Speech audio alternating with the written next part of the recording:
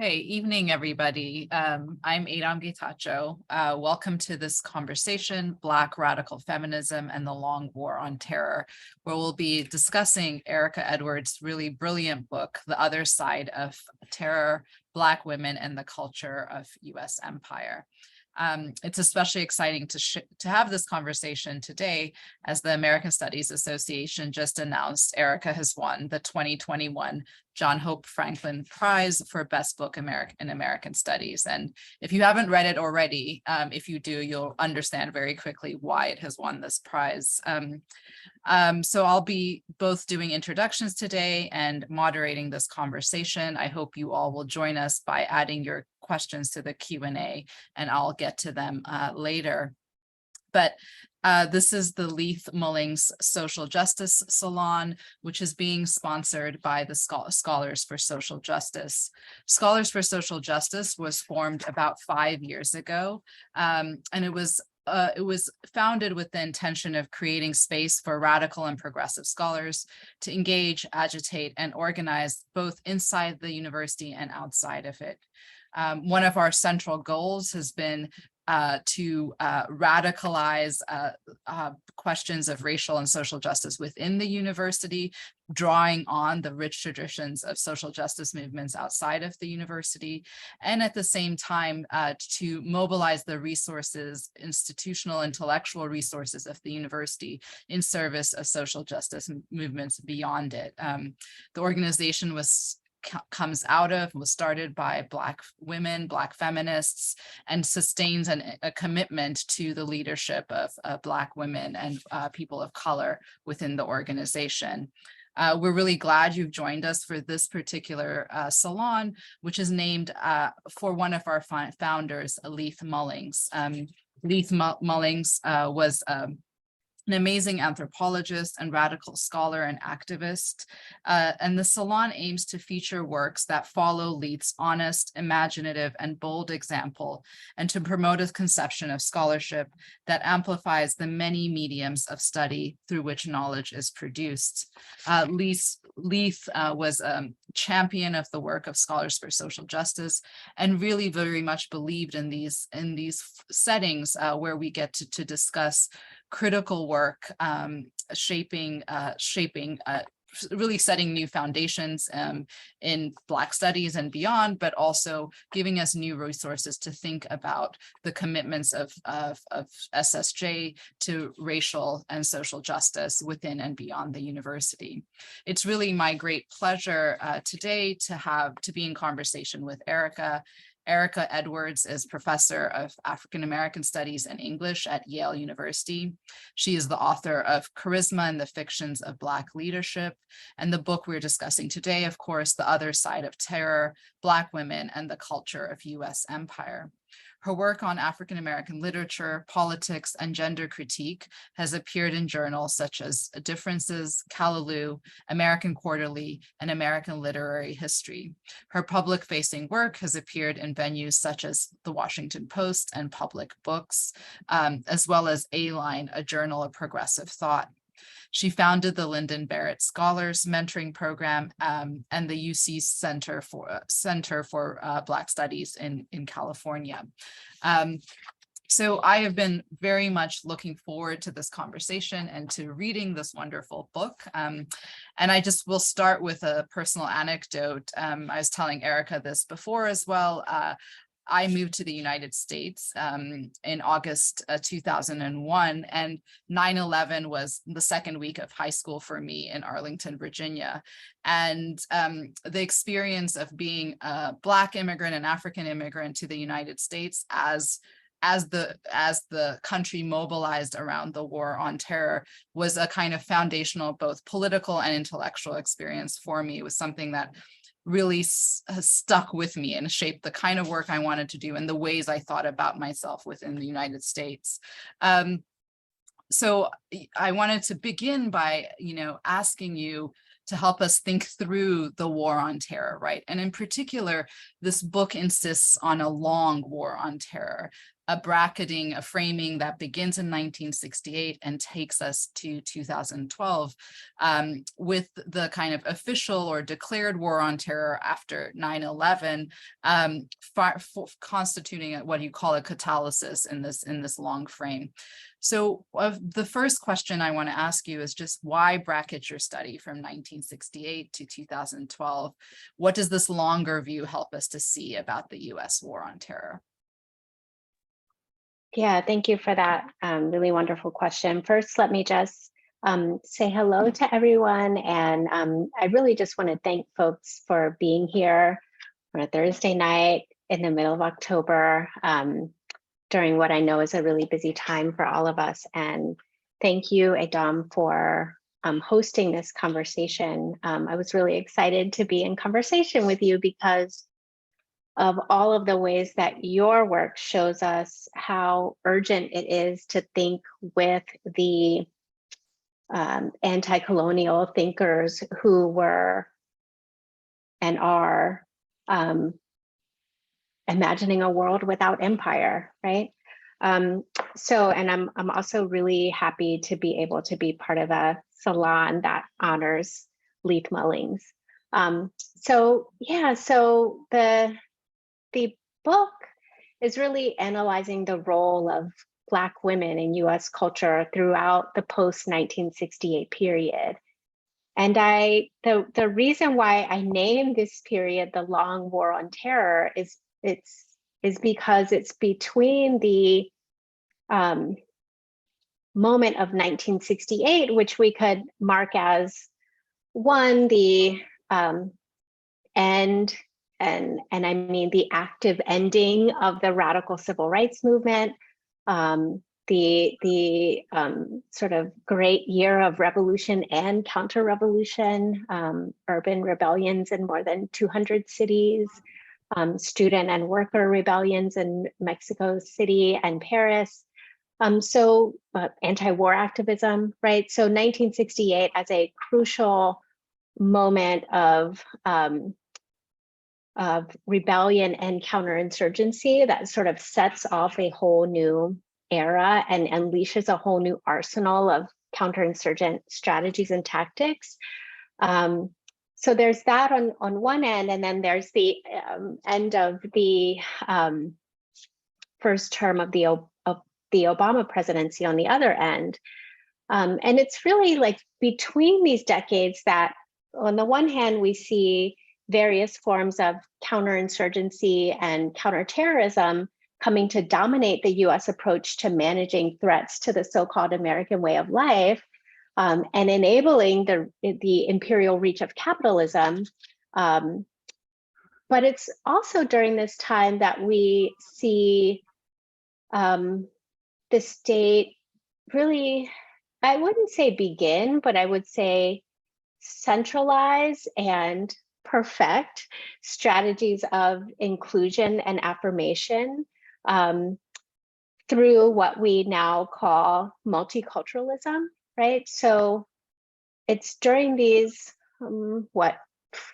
4 decades that we see anti-Blackness serve as a laboratory for policing, surveillance, and military force, and at the same time see Blackness become increasingly a sign of enlightenment with officials like Condoleezza Rice and Colin Powell, and eventually Barack Obama, announcing the nation's fitness as a world leader in multicultural democracy, right? So this is, in some ways, these dates, 1968 and 2012, aren't hard bookends. They're really, I think of them as soft brackets for thinking about sort of what happens in American imperial culture during this moment. And I think what I'm ultimately interested in is using these markers as a way of really prompting us to think about the essential features of Black women's culture that shaped itself in the crucible of what we could call late US empire or the Long War on Terror, So yeah, so those are like a couple of key moments, right? 1968 and 2012. But there's also that other big moment in the middle of this period, in the middle of this book, which is what you mentioned, right? 2001 and the 9/11 attacks. And for me, I mean, this book really started out as a book about African-American literature and the war on terror. And it was about African-American literature after 2001. And the reason why that's sort of how I approached the project, that's how I started thinking about it, is because what we saw after the 9/11 attacks was this incredible, paradigm shift, or what I call a sort of catalysis, using the kind of language of chemistry, right?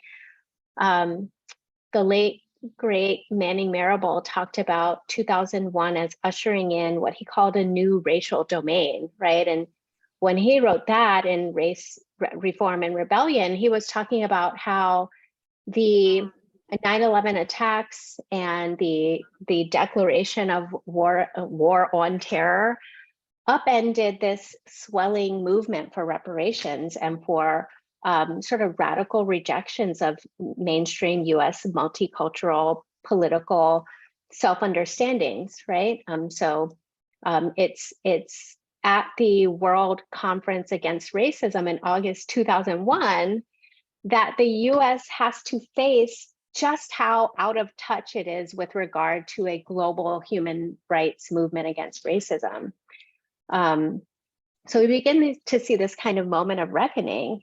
And then 3 days later are the attacks on the World Trade Center and the Pentagon, right? So in that moment, the demands for reparations are, as I say in the book, drowned in a cacophony of fear and patriotism and confusion, right? So it's after that we begin to see the catalysis, or the speeding up of processes that were already in place, right? So post 9/11, American political culture doesn't introduce anything altogether new, right? There's, as scholars like Nadine Neighbor have argued, what we really saw was a continuation of practices and discourses that were already in place. But we might say that those practices and discourses were heightened or sped up, right? So what I'm referring to now is the racialization of Islam and the sort of fever pitch discourses of national unity that really covered over anti-Blackness with patriotism. Or I'm referring to the discourses of terrorism that linked domestic threats to national security, like Black radicals, to foreign threats to national security. I'm talking about the increased criminalization of Blackness that sort of intensifies with the sensibility that terror can come from anywhere at any time, right? So that the culture of post 9/11 emergency required closure around a certain, or demanded really closure around a certain notion of a united home front, or this ideal of Black people soldiering on behalf of and in increasingly intimate relation to the state, right? So I sort of started the project there, and then realized that the historical frame that I was working with, like post 2001, wasn't really holding because of these continuities, right? Because of the way that the state's experiments with counterinsurgency in programs like COINTELPRO really provided the language, or policing in cities around this country really provided the language and the materials and the strategies for post 9/11 sort of high war on terror, right? So the reperiodization is meant to really help us think about those continuities and in a new way, right? By thinking about them through the lens of Black feminist cultural production, or like what I'm really after is, what does Black women's literature teach us about this continuity, right? Yeah, one of the things that longer frame really makes visible is the kind of strains of Black feminist internationalism, anti-imperialisms of the 70s, 80s, and 90s that have been sort of elided, right? Like we think of a kind of high watermark of internationalism in an earlier moment in the civil rights era, the Black Power era, and maybe even earlier in the 20th century. So that's really one of the many great interventions the book makes.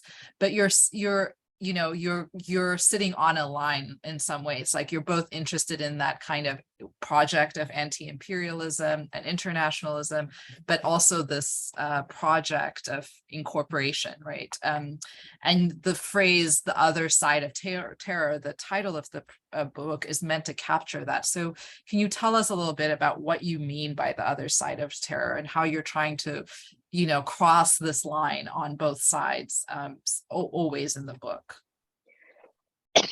Yeah, no, thank you for that question. So the origin story for this book is that I was at home in DC visiting my parents, actually after an American Studies Association conference. And my dad, who was an avid reader, dropped this Washington Post Book World issue in my lap, and there was this review of Alice Randall's 2009 novel Rebel Yell, and that's a novel about this this character who grows up in the civil rights movement and is expected to follow the example of his father, who's a great civil rights leader, like a preacher, right? And he is so, the character is so terrorized by the white supremacist violence against civil rights activists that instead of following in his father's footsteps and becoming a charismatic civil rights leader, he sort of over-identifies with white supremacy and the police power, and becomes a CIA spy, a kind of military insider, and he eventually becomes a lexicographer at the Pentagon. So it's his job to parse definitions of torture, and it's his job to explain away the torture that happens at Abu Ghraib, right? And then the novel ends with this like bizarre appearance of like Barack Obama as like the future, right? So what was interesting to me in that moment was like all the different things that Black women's literature was doing, right? Like it was giving us this alternate history of US counterinsurgency. It was thinking about the problem of Black incorporation. It was thinking about literature's complicity with that history of Black co-optation or incorporation. And there's this beautiful line that Alice Randall gives us in this novel, and it's when this, ultra conservative Black character is at this Confederate horse barn where they stage reenactments of the Civil War, and he's like dying of an asthma attack. And the people, the EMTs who are administering CPR, they recognize his father, the great civil rights leader, in his face, and they let him die. So Randall writes in that moment that this character had crossed over the line, or that he had crossed from one side of terror to the other side of terror, right? So he goes from being the subject of terror who makes sense of Abu Ghraib, who literally defines torture, to being an object of terror, of white supremacist terror, right? And so I was using the term "the other side of terror" to think about that line that gets marked out in the literature, right? Like that line that grabs the attention of so many Black women writers, from, you know, June Jordan to Toni K. Bambara to Toni Morrison to Ndazaki Shange, right? So to think about that, but then also to think about this profound intimacy that Black women and Black women writers have with US empire, that line that I'm talking about between being an object of terror and a subject of terror is sometimes a line that's embodied by Black women and Black women writers. If you think about like real life people like Condoleezza Rice, for example, right? Or if you think about, you know, characters that I write about in television shows like Scandal, right? Yeah, so to think about that contradiction of incorporation and anti-Blackness, right? Or incorporation as one form of anti-Blackness, and expulsion and policing and anti-Black terror as another side of anti-Blackness, right?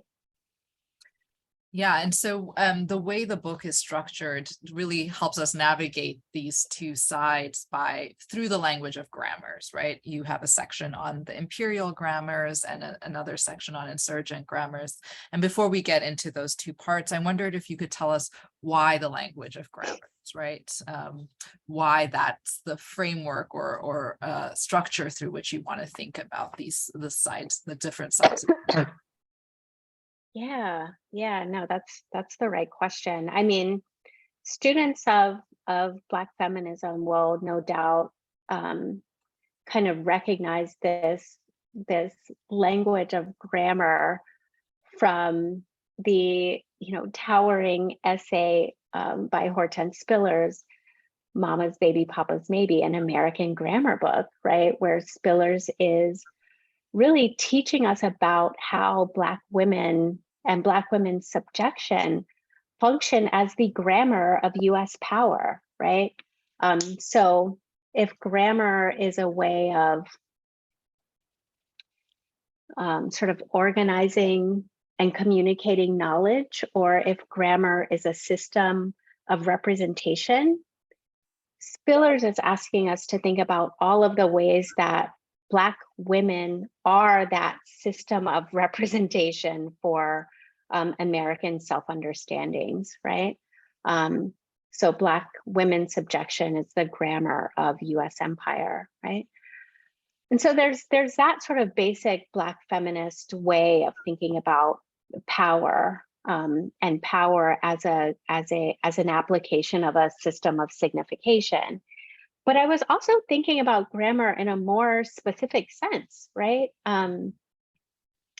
So I was thinking about all of those things, about how Black subjection is the grammar of US empire, but I was also thinking about how in the post-1968 decades, white civil society, white political society, white popular culture is incorporating these signs and words and sounds and languages and thought forms and images of Blackness to authorize and empower counterterrorism and security and surveillance and other modes of counterinsurgency. So one of my favorite examples of this in the book is like when Condoleezza Rice is writing about in her memoirs, writing about landing, and I think it's Baghdad with George Bush on Air Force One, and feeling the sort of gravitas of that moment, and feeling the fear, and you know, sort of offering to pray with then President Bush. And then she talks about how she, you know, prays that, you know, God protect them from all hurt, harm, and danger. And I write about there how you can hear Rice's Black church upbringing surfacing in this moment of invasion, right?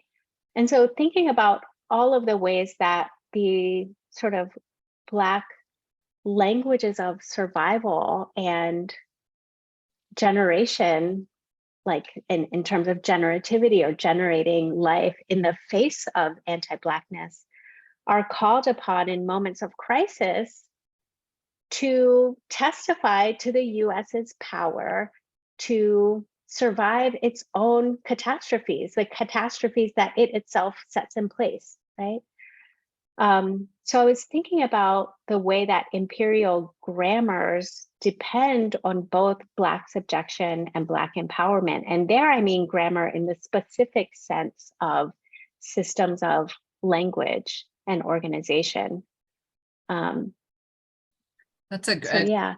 great transition to this section on imperial grammars. And this part of the book just covers quite a range of texts, cultural texts, from film to military recruitment ads, popular TV shows like Scandal, the autobiography of Condoleezza Rice. And one of the things I found really generative about this section is the ways that it really asks us to think about the distinctive capacities, performances, and labors of Black women in the exercise and legitimation of US imperial power. So I think we're more accustomed to thinking about, say, the figure of the Black soldier and the ways that, especially throughout the 20th century, but a longer history, that figure has been such an emblematic site for imagining a form of US citizenship, a project of American democracy, etc. So I want to, and you do discuss the figure of the Black soldier too through Spike Lee's film in the section. So what would you say, or how would you describe the kind of distinctive role of a figure like Rice or Kerry Washington's character in Scandal? How is that role, maybe in what ways might it overlap with the figure of the soldier, and how does that depart from that figure? Yes. I mean, what's funny is that at first this book was just about the Black male, well, not exclusively, but mostly about the Black male soldier in contemporary African American literature and film, like in Alice Randall's novel or in Spike Lee's Miracle at St. Anna. And at some point I decided, like, I don't want to write another book about Black men, right? But yeah, so I really became more interested in following the tracks laid down by Black women writers I was teaching in my classes, right? And so I became more interested in thinking about the role of what I call in the book new Black femininities in sort of in performing this kind of image makeover for US power that takes place during the late Cold War era, as the US tries to figure out, as actual US policymakers and foreign policy specialists try to figure out how to respond to new forms of threat, be they the social movements of the 1960s, or be they these sort of new forms of resistance that get labeled terrorism, right? So I talk a good deal about what happens with the sort of late Cold War era as the US contends with the fact that it can no longer locate threat in any one single place, like the Soviet Union, right? So how do you respond to threat when it's anywhere, everywhere, and when you can't master knowledge about threat by paying attention to a single culture, right? And so what happens in the, what happens increasingly over the Cold War period is that the US has to invent and recruit more and more subjects of counterterrorism to respond to what it perceives as the ever diversifying kind of field of threat, right? So one of the things that happens in this moment over the course of this period is we see the emergence of what I call new Black femininities. So as new forms of threat call forth new subjects of threat management, we will see, like, actual things happening, like, the CIA will start recruiting on Black college campuses, or Dylan Rodriguez writes really compellingly about how that LAPD starts recruiting Latinas, right? But so we see this, these actual recruitments happening, but we also see this affective recruitment happening at the level of culture, right? So we'll see the increasing feminization of images of Black women's policing and prosecuting, right? So I sort of think through this catalog of television shows, from like Night Court to Law and Order to Scandal, where, New York Undercover, right? Where Black women who serve as police officers or fixers or presidents are increasingly feminized, right? And that those increasingly feminized characters arrive at the scene of threat or the scene of emergency as this sign of a kind of brokenness that gets made whole, or an alterity that gets made integral to the nation state, right? So that new Black femininities prove this capacity of the US state to successfully recruit that which was originally threat, right? And also proves the capacity of the Western human or Western man to survive the end of the world, the planetary catastrophes that it has itself made inevitable, right? So what is the discursive work that Black femininity does in imaginations of, or in pop cultural representations of threat management and threat survival, right? So those are the kinds of questions that became available, or that become available, when we think about the incredible discursive work that Black women do in the context of US empire, right? And this really kind of takes us back to Spillers, right? Like if I wasn't here, I would have to be invented, right? Because there's so much work of empire building relies on that treasure chest of significations that Black women provide, right?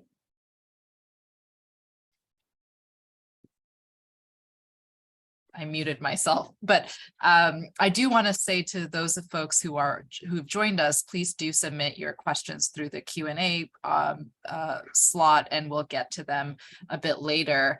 But I wanted to follow up on what you just said, because I think one of the things that's really striking in your rendering of the discursive labor that Black women perform is the ways that their positioning is always ambivalent, right? You put it in this way: Black women are both the perpetual threat to US empire and the scandalous vehicle of its survival and redemption.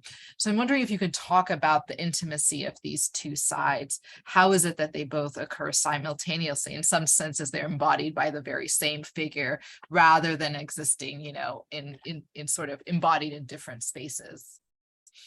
Yeah, no, I'm glad you asked this question, because it also allows me to clarify that, like, I split this book into two parts, in imperial grammars and insurgent grammars. And I don't do that to suggest that they're like, bad Black women who speak in imperial grammars, and, good radical Black women who author insurgent grammars. It's rather to suggest that what makes Black women's cultural production during these decades so incredibly rich and inspiring is that it continually points to the ways that, you know, the line between this side and the other side of terror is sort of written in and on Black women's bodies and on their texts and on their systems of thinking, et cetera, right? So on this question about Black women being both like perpetual threat to US empire and the sort of vehicle of its redemption, it has to do with,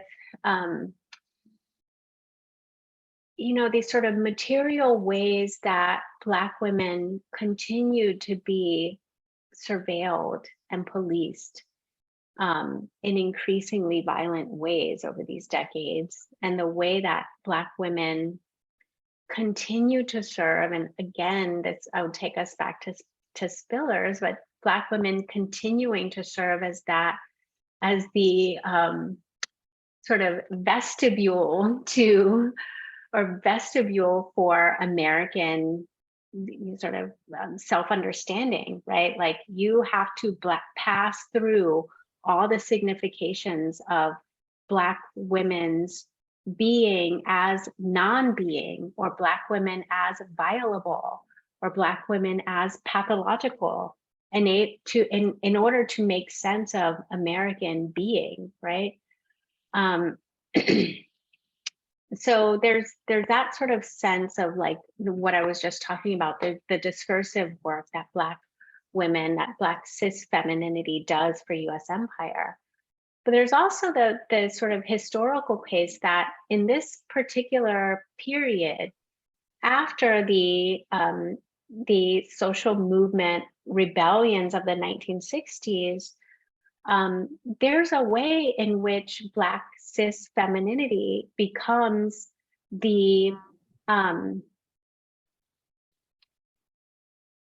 it becomes associated with a kind of threat to national defense, right? So if we think about the way that domestic and foreign policy folks were in conversation about Black women during, 1968, 1969, 1970, I'm thinking about people like Daniel Patrick Moynihan and Samuel Huntington, right?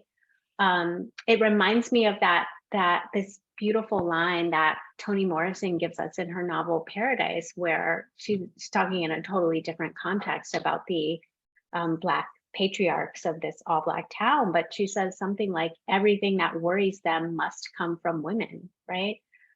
So it's in this moment that Black women become seen as this source of Blackness's essential resistance to be governed, or what my friend HQ calls, or HLT Kwan calls, ungovernability, right?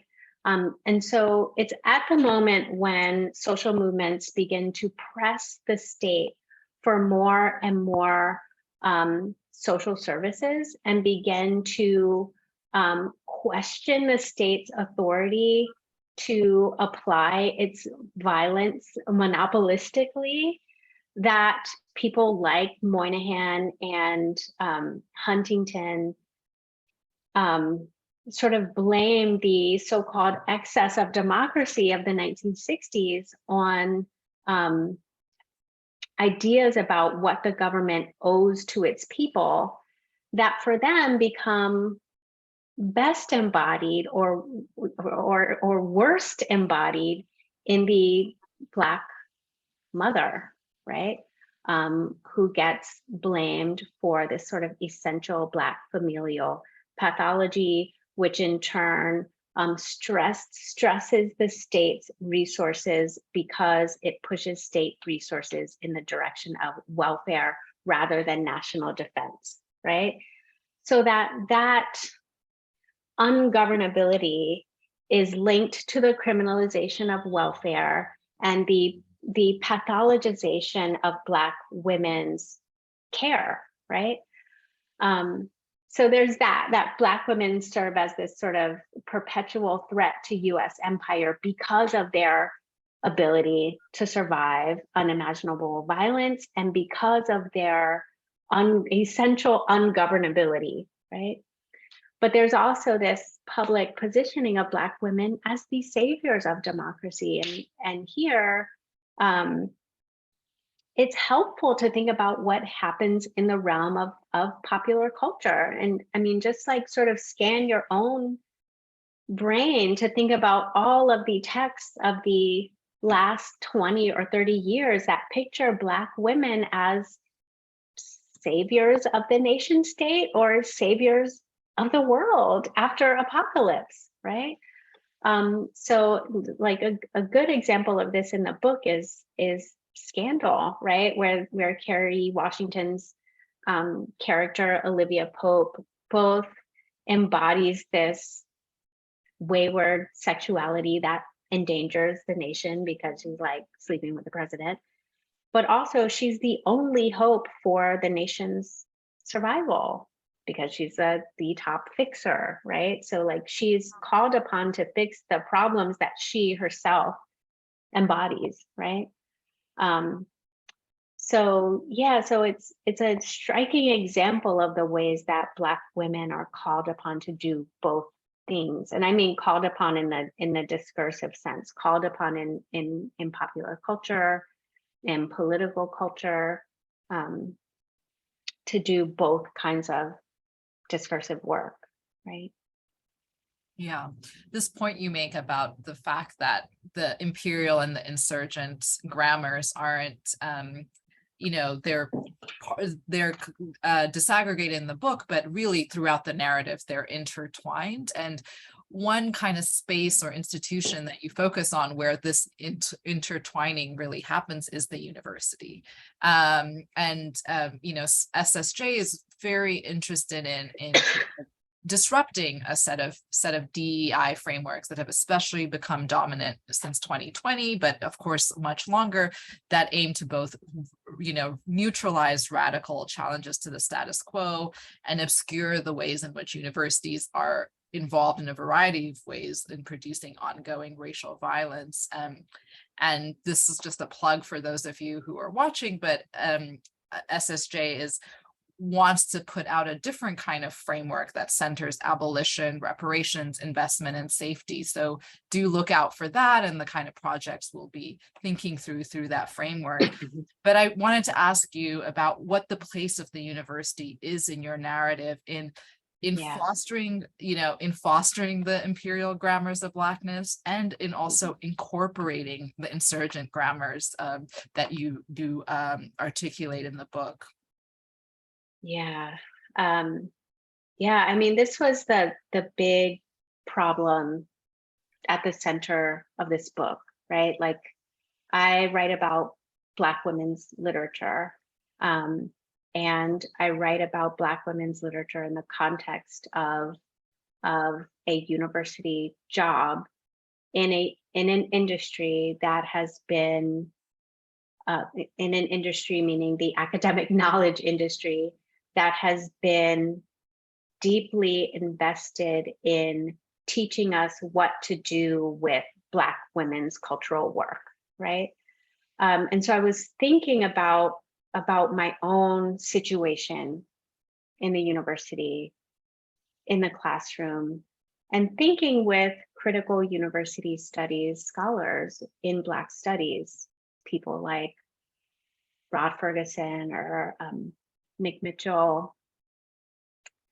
I would like put Stefano Harney and Fred Moten in this like short bibliography, No Leeway Rooks, right? I was thinking about what universities do with radical critiques of itself, right? And what universities do with radical critiques of itself, be they radical Black feminist critiques, or radical Black studies critiques, is they make sense. They apply sense-making technologies to those critiques. And so we might see universities as filtering apparatuses or what Ferguson is going to call, I think, archiving apparatuses.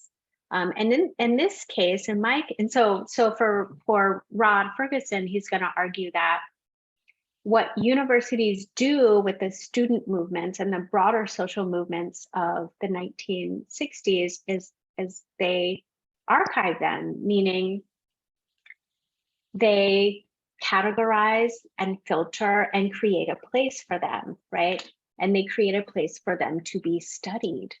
And they teach capital and the state how to relate to difference, right?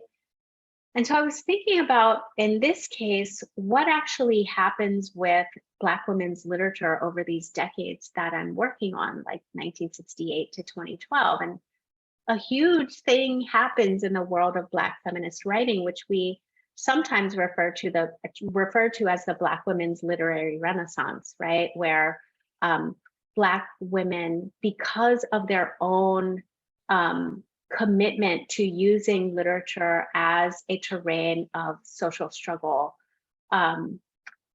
we begin to see, or we do see over the course of these decades, tremendous output and tremendous self-generated labor and publishing and institution building around Black women's literature.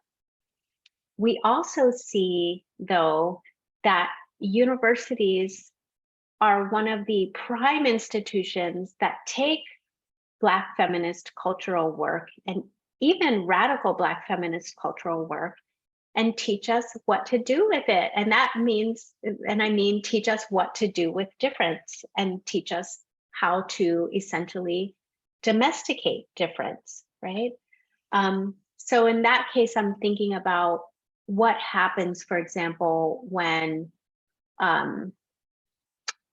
universities seize upon the work of someone like Toni Morrison, and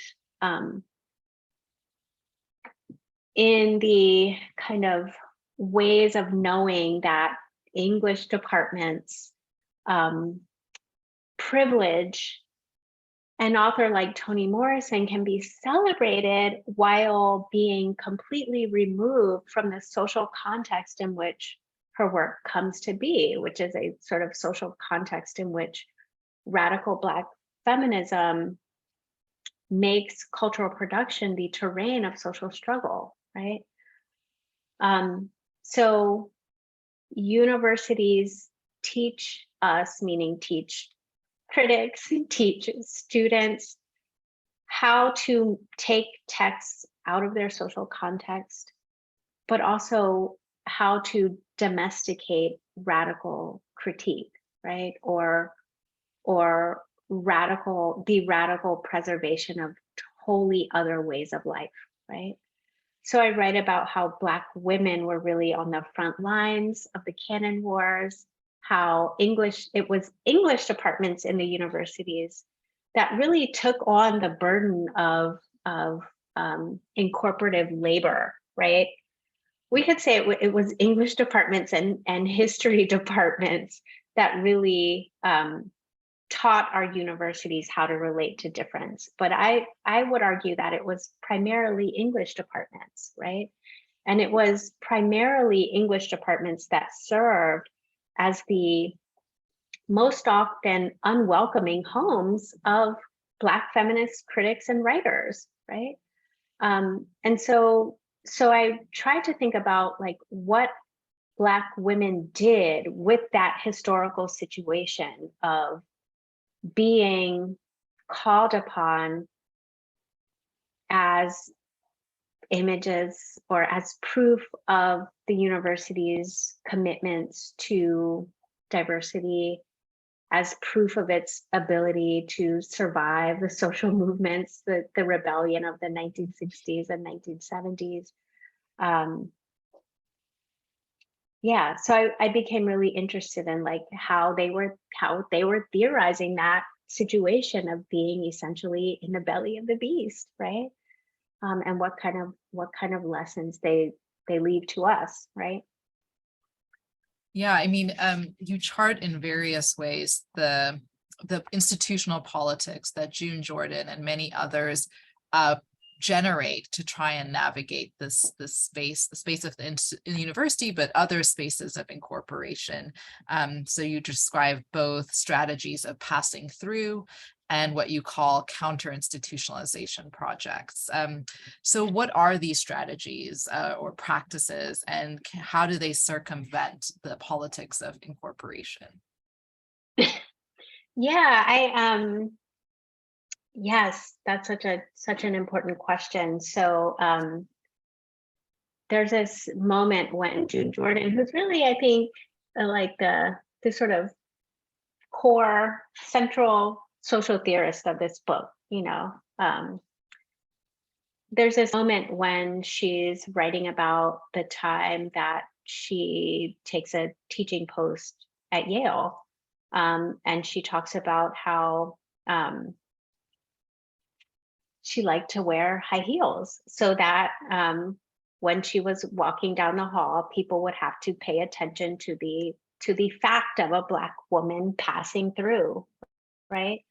And so I tried to think about that figuration of passing through as a metaphor for the way that Black feminists like June Jordan or Toni K. Bambara, my late colleague Cheryl Wall, or Hazel Carby took Hortense Spillers, Barbara Christian, Barbara Smith, right, Nellie McKay, took on the labor of countering the institutions that they worked in, those institutions, diversity projects, and their institutionalization projects, and how Black feminist writers and critics countered those institutionalization projects with their own, right? So I'm thinking about how Toni Cade and June Jordan and Audre Lorde and Adrienne Rich were all at City College when they were working in that SEEK program. Now I can't remember what the acronym stood for, but that they were working in this program that was meant to sort of be a bridge program for students coming into the college who needed a little bit more preparation or training. And you can watch in the documents they prepare for the SEEK program, like sort of basic,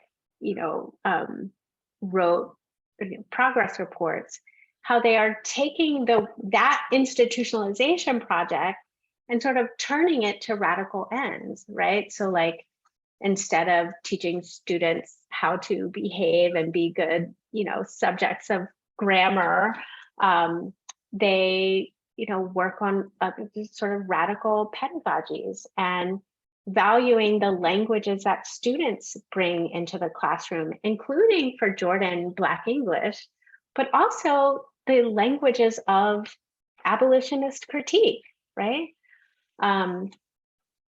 So just thinking about that. And so what that means at City College is that they are there and following the students when the students mount their struggle for open admissions at City College, which was an argument that any student from New York City with a high school degree should be able to enroll in City College in Harlem, right? Which would demand not only that the college change itself to accommodate all of the students of New York City, but also that the K through 12 program in the city change to prepare all of its students for a college education, right? So I became like really interested in those kinds of projects, those kind of passings through. But I also became interested in the ways that, Black women academics, Black women critics used literature to ends other than what universities wanted them to do with the literature, right? So like, instead of teaching Black women's writing as a way of helping white students learn how to deal with racial and gender difference. They might decide to teach courses in ways that centered the radical internationalist projects of African American literature, right? So yeah, so just thinking about all of those things, right? Yeah, and I'm hoping you can spend a little bit more time with June Jordan because she is so central in the book. And you read a range of her works, from a play, The Issue, to poetry, to some of her nonfiction writing on Nicaragua. And you describe her inventing a new geo-linguistics that kind of decodes and theorizes counterinsurgency. What was this geo-linguistics? And, I think another claim of the book is that not only are there not good insurgent Black women and bad ones, but there's a real attention and interest in the kind of intellectual and political communities and conditions and contexts that sustain and make possible of a June Jordan or Toni Cade Bambara. So can you tell us a little bit about the world of June Jordan and her kind of invention or generation of this geolinguistics? Yeah, no, thank you. Thank you for that question. Actually allows me to follow up on what I was just saying. So like, I'll kind of back into this question by talking about the sort of late stage June Jordan, right? Because I know there may be people here who knew her when she was teaching at Berkeley, for example. So like one of the ways that we might think of Jordan's passing through the US Academy, right? And I mean passing through in the sense that folks like June Jordan, or again, all the other Black feminist critics I named, found ways to be in the university without making it their home, right? And found ways to be in the university that allowed them to maintain a critical distance to the incorporating project that the university was trying to call them into. So one of the ways that Jordan did that was, well, when Berkeley offered her tenured position, she asked that she be able to create her program, Poetry for the People. And that program was so incredibly successful at following students outside of the classroom to do poetry projects in Oakland, for example, that it was taking up so much of Jordan's time that she had to renegotiate her like teaching load, for example, right? So like things like that, like people showing us all the ways that they could be in the university and not be there to stay or to set up a home, right? But okay, so the reason why I said that June Jordan is such a core, and maybe the core social theorist of this book, is that her work is so profoundly invested in exposing the relationship between actual grammars, like political language and counterinsurgency, and that strategy of incorporation, right? So what Jordan gives us in her massive body of work, like, she publishes 27 books during her lifetime, right? What she gives us is this extensive record of the US regime, the really hemispheric and also global. Like, I think in some ways she sort of tracks US power first on its sort of hemispheric scale and then on sort of increasingly global scale. But so tracking this regime of counterinsurgency that takes her really everywhere, from Mississippi, where she works with Fannie Lou Hamer in the 60s, to Harlem, to Nicaragua in the 80s, where she goes to, essentially join the Nicaraguan revolutionaries. She will eventually go to Belfast. She will write about Palestine, right? So like her writing will take us to all of these different places to expose the connections of US domestic policing and US foreign policy.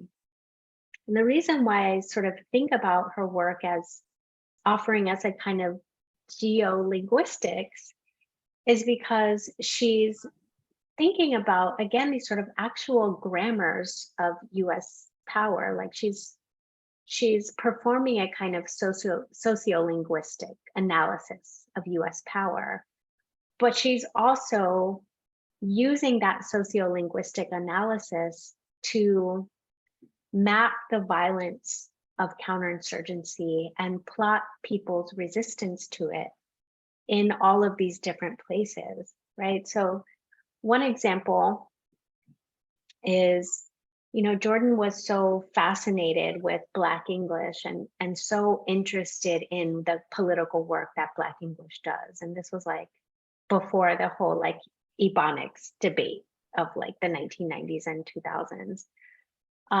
And one of the reasons why she valued Black English is that she found it a useful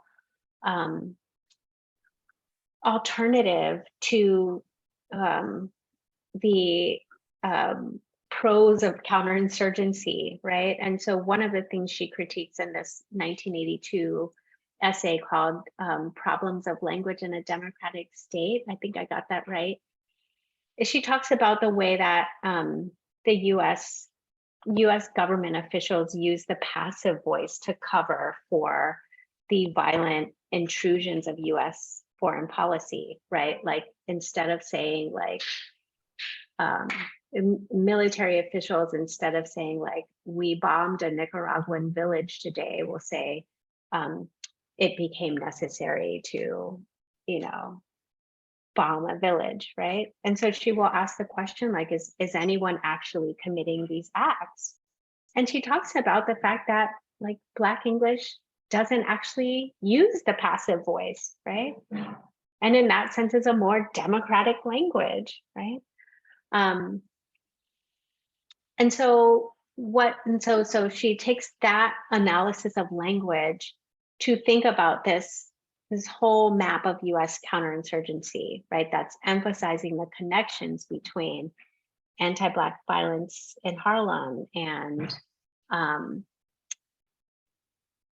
anti-communist violence in Nicaragua, right? So there's that, but there's also the reason why I also wanted to focus on this, excuse me, geolinguistic work is because it helps us understand this period differently, right? And especially the 1970s. So it sometimes is tempting to think of the 1970s as this period of retrenchment where Black activists retreat to either the underground or to formal politics. And when we follow radical Black feminists like June Jordan or Toni Cade Bambara or Audre Lorde, we will have to note that, or Pat Parker, we will have to note that their sense of urgency and militancy and their showing up in public spaces with that militancy actually escalates during this time, right? And so I don't mean for the example of June Jordan to be exceptional. I mean, I think it will be clear to anyone who reads this book that I do think she's exceptional, but I don't mean her to be an exception to, everything else that's happening in Black feminist culture at this time. I rather mean her to be instructive, which is to say, I mean for her to suggest that if we focus on Black women activists who are literally traversing the globe, tracking US counterinsurgency, then it changes what we think we know about the 1970s as this time where Black politics, like, or Black social movements, like, go political or go underground, right? Yeah. We have about 20 more minutes and I have lots of questions, but I just want to give folks a chance to submit your questions through the Q&A box. Maybe I'll ask you to talk a bit about Gloria Naylor, who also shows up in this part of the book, and particularly you talk through her memoir 1996 and make this really provocative argument about the uses and of paranoia. And you argue paranoia is not only or simply a pathological condition, but an epistemological position. So what does paranoia make possible for Naylor and us? How can it be useful in the kind of generation of or production of these insurgent grammars? Yeah, so this is where I end the book. I end the book talking about Gloria Naylor's, what she calls a fictionalized memoir called 1996. And it's a book that Naylor writes in 2005. So this is after she has become famous for The Women of Brewster Place. You know, she wins the National Book Award for The Women of Brewster Place the same year that Alice Walker wins for Color Purple, and is sort of catapulted into literary fame. And I think, and you know, Oprah does the miniseries of Brewster Place, which I remember watching so many times as a child. But interestingly, I mean, Naylor is another one who we just haven't spent enough time with. I mean, she's an incredible writer. So she writes this, she intends for her work in the novel she writes after Brewster Place, which is called Mama Day. She expects for that to be in one book in a multi-book series that will all revolve around this history of this character who is her hero, right? Who she calls Sapphira Wade. And this is important when we get to 1996, because Gloria Naylor says that it's in this year, 1996, that she goes to this island in the South Carolina seacoast, St. Helena, to write the novel that she has been planning to write since she's been a writer, right? Like, she's going to write her big book about Sapphira Wade, right? She says it's going to be her, she says in a letter, it's going to be her kick-ass novel, the cornerstone, right? So she goes to St. Helena, and by the account she offers in the fictionalized memoir, she begins to be followed by the National Security Agency, who takes on this campaign of surveillance, right? They follow her.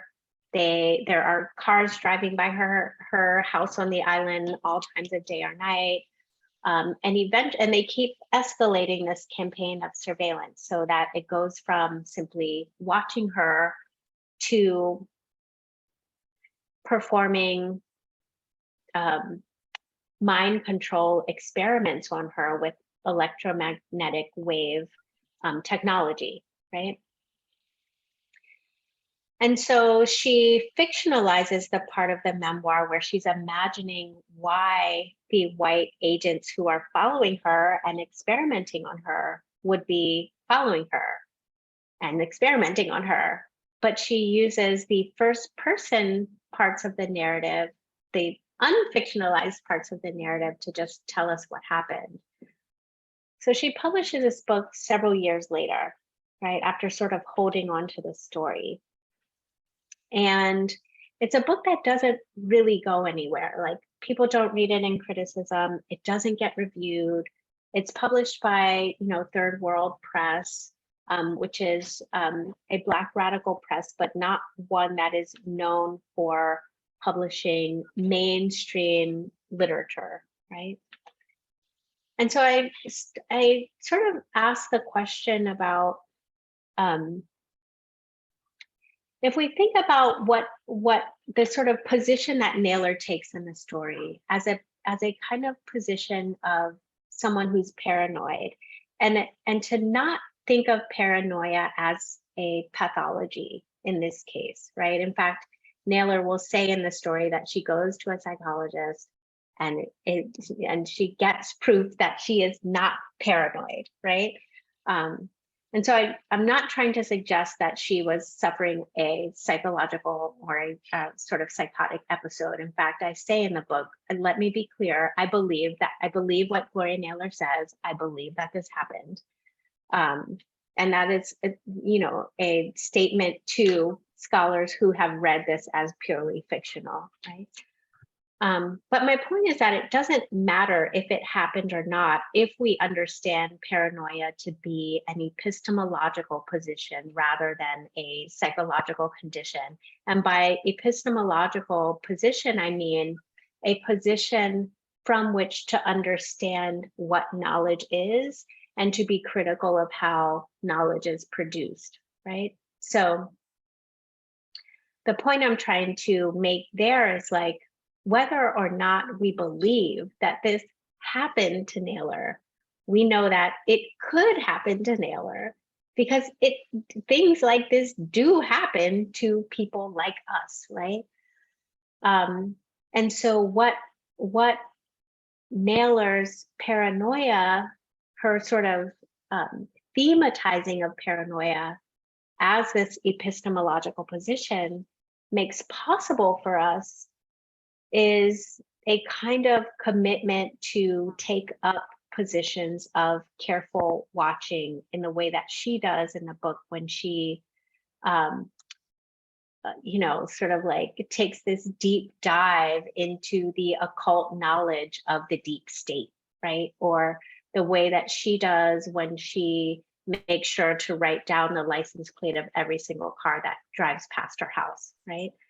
So if we take up positions of careful watching, or what Simone Brown calls dark surveillance, then we might see this sort of knowledge of the state's sophisticated intelligence technology as a kind of occult knowledge that we don't have to have proof for, but that we can know nevertheless, right? So yeah, that's what I'm thinking. Yeah, great. So we have a couple of questions from the audience, and we'll start with Sarah Haley's always great question. Sarah says, thank you so much for this brilliant conversation. I'm wondering if you can say more about the construction of Black feminism, imperialism, and descent to the war of terror in terms of collectivity and collaborative cultural production. How did the writers you discuss influence or interact or exchange with each other to develop ideas? Are there formations of undercommons that they created and that we might learn from? Yeah, oh, I love that question. So there's this, okay, yeah, one of the formations that I became really interested in was this group of Black feminist writers in New York City that, came together and called themselves the Sisterhood. And I'll just plug this really amazing book coming out about them. It's called The Sisterhood. It's by the scholar Courtney Thorson. But so this is where, June Jordan, Alice Walker, Toni Morrison, who else was there? So many people came together. And it's interesting because in some ways they were doing what writing groups do, right? Like just encouraging each other to write and making food for each other, taking care of each other's kids. But they were also mounting really clear and clearly mapped out strategies for changing the publishing industry, right? Like they were thinking about how this really important Black progressive magazine, The Black World, had been shut down, or that they sort of ended their tenure. And so they were thinking, the sisterhood started thinking, well, like, what are we going to do about the fact that there are no other Black, or there are so few outlets for Black progressive thought? Like, what do we do about that? And they will say explicitly in their meeting notes, well, like, let's see what we can do with Essence, right? Like, let's see if we can take this magazine that's a lifestyle magazine peddling these like skin bleaching products and hair straightening creams. Let's see if we can do something radical with Essence, right? And so, like, in these like kitchen table living room meetings, they like draw out this whole plan for getting more Black feminist progressive writers in Essence. And luckily there was an amazing editor there named Cheryl Green, who Alexis Gums has this really great article on Cheryl Green in an old issue of Souls, if anyone's interested in it. But it's Cheryl Green who is the editor who they work with, and Cheryl Green is the one who will eventually publish a couple of June Jordan's pieces, like Black Folks in Foreign Policy or Nicaragua, Why I Had to Go There, so that these formal outcomes like those pieces, or like this sort of larger change in literary culture, are the product of these sort of undercommoning sessions in living rooms that really begin with, like, let's get together for some food the day after New Year's or something like that, right? So there's that. I mean, we could also talk about like that, Black, I think it's Essence who organizes that trip to Cuba for a bunch of these writers.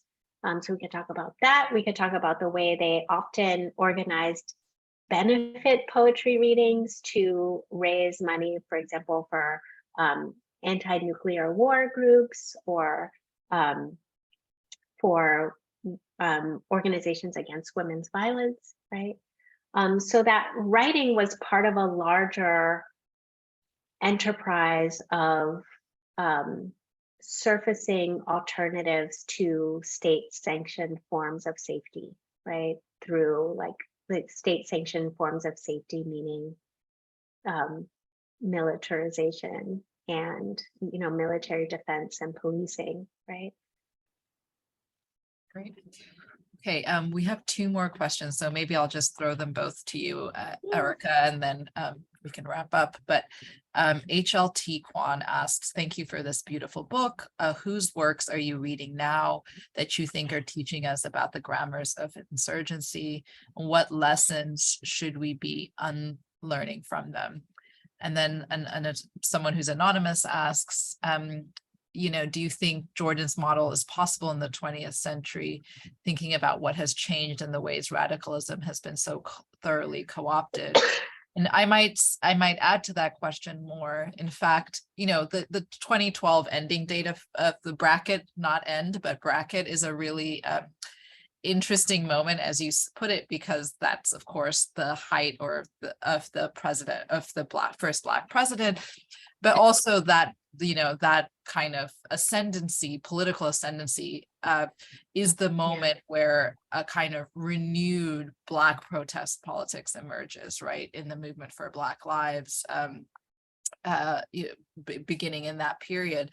And that's a formation that has tried to revive versions of Black internationalism, or has a kind of internationalist ambition. So what might be the kind of lessons or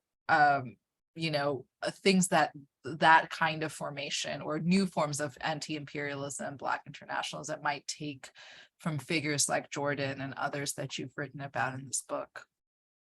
Yeah, no, thank you for that. And thank you all, HQ and Sarah and the anonymous attendees, for all of these wonderful questions. I think I'll try to maybe just get to all of these questions in these last few minutes. Like one of the questions is, do I ever get inspiration from my own life or others around you when writing your book? I think this relates to the question that HQ asked about, like, well, like, what am I reading now?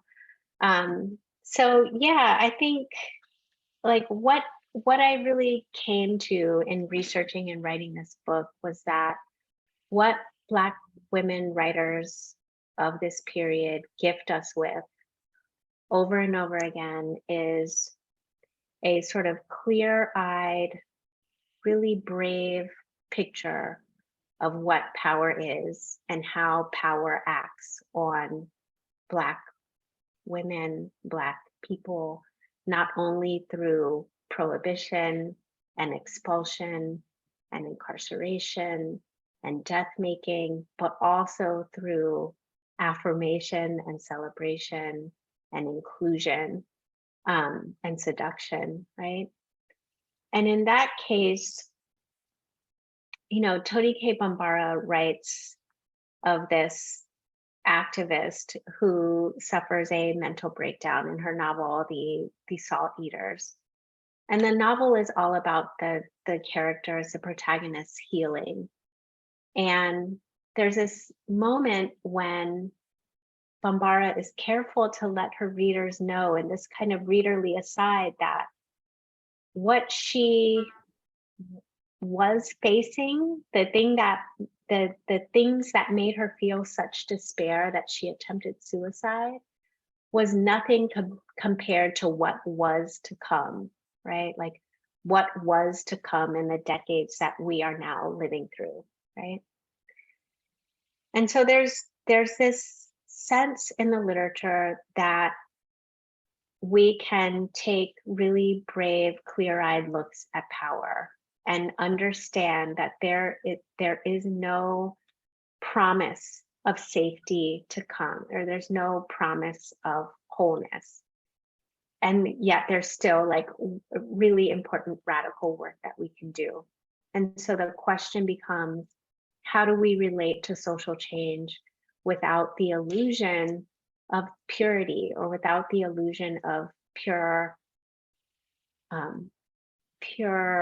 possibility, and without the illusion of pure political positions, i.e., either you are like complicitous with the state, like you're a sellout, or you're a radical, you know, or like you're a good insurgent Black woman, or a bad like Imperial Black woman, right?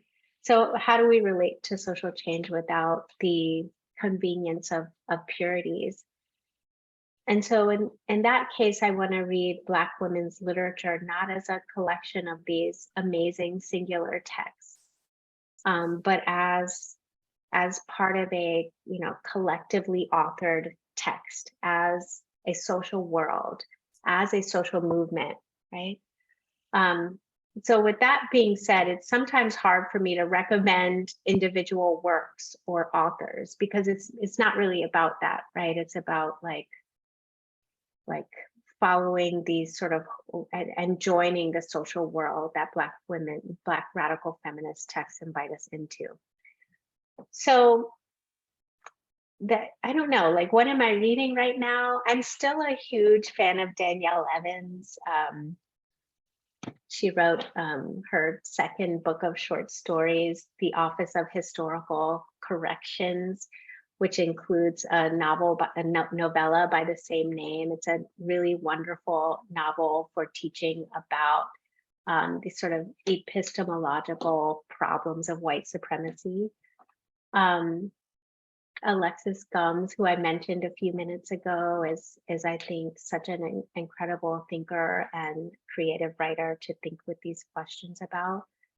But the lesson for me here, and this gets back to the question about like my inspiration, is that we get to turn to this radical text of Black women's writing to help us better understand the catastrophes we're living through, and to help us imagine the actual other side of terror, right?